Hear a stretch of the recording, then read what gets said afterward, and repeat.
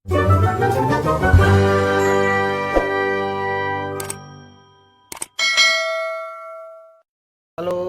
Assalamualaikum warahmatullahi wabarakatuh. Apa kabar? Semoga kita semua dalam keadaan sehat walafiat ya.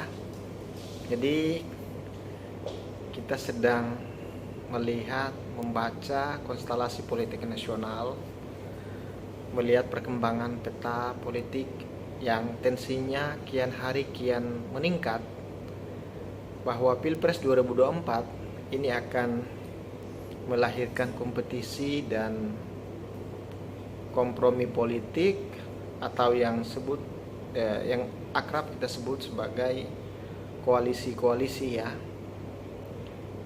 Nah, pasti dalam politik itu ada kesepakatan yang harus dibangun atau komitmen bersama.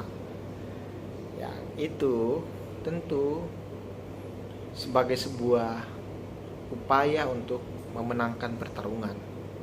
Karena semua kontestan atau semua politisi yang terjun di panggung politik tujuannya adalah untuk kemenangan. Nanti kemudian secara rinci berkaitan dengan strategi pemenangan ya, kita berharap agar upaya dan pola yang dibangun, yang dijalankan itu tidak bersifat menghalalkan segala cara, melawan hukum ataupun membegali aturan yang telah ada. Tidak seperti itu. Tapi bagaimana kemudian kompetisi itu dibangun dengan pemahaman bahwa semua masyarakat harus diberikan edukasi politik ya, atau diberi literasi tentang pentingnya melaksanakan atau menjalankan hak-hak politiknya. Bukan kemudian orientasi para politisi itu hanya sekedar menang lalu memberi provokasi dan agitasi propaganda kepada pemilih dengan caranya yang merusak demokrasi. Kita berharap praktek dan pendekatan seperti itu tidak dibangun.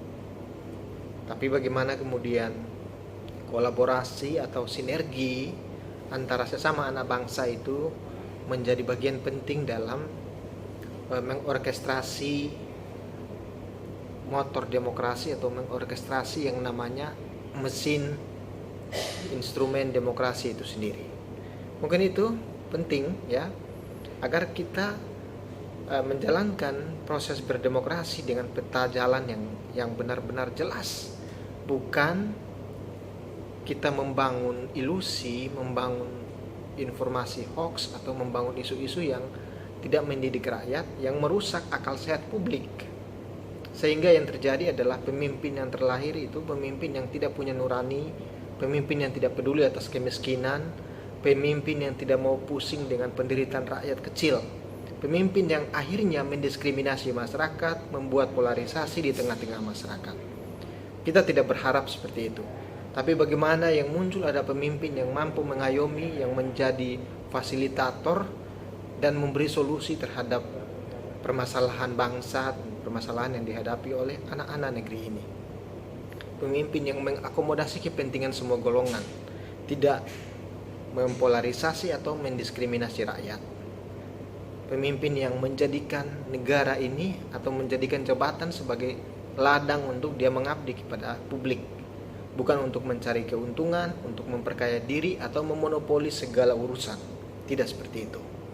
Mungkin demikian beberapa pandangan singkat dari saya. Billahi taufiq wal hidayah. Assalamualaikum warahmatullahi wabarakatuh.